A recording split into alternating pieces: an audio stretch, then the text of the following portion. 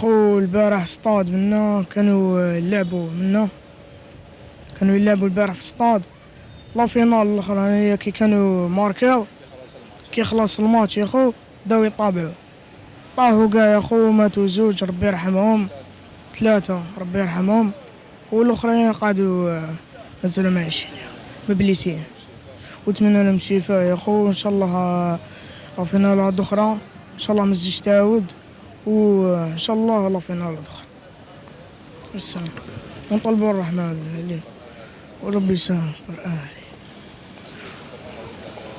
وربي يسهل تاع الموتى وربي يرحمهم يا خو وش واللي مازال ما ماتوش ربي يشافيهم يا خو والسلام عليكم. يا ربي يرحمهم ان شاء الله. خاوتنا اللي ماتوا في الصطاد عثمان يوسف ويونس ربي يرحمهم وان شاء الله ما نزيدوش نشوفوا حفايس كيما هادو في الصطاد.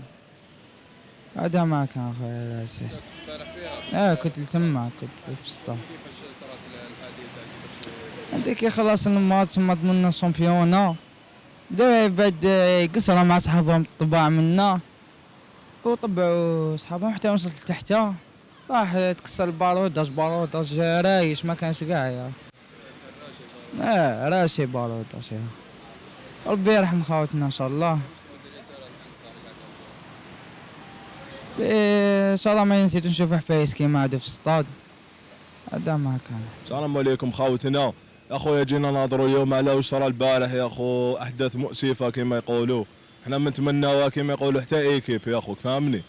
انا ماذا بينا نشوفوا لي سطات تاعنا لي سيبورتور كاع لاباس بهم كاع يولوا لديورهم يا خو كاع يولوا لوالديهم سالمين كما يقولوا.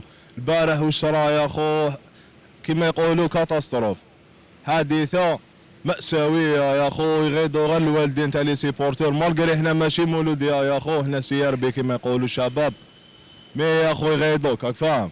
هادوك اللي ماتوا خاوتنا والبالون ما يفرقناش كما يقولوا حنا كاع شعب واحد كاع خاوه عند ربي كما يقولوا.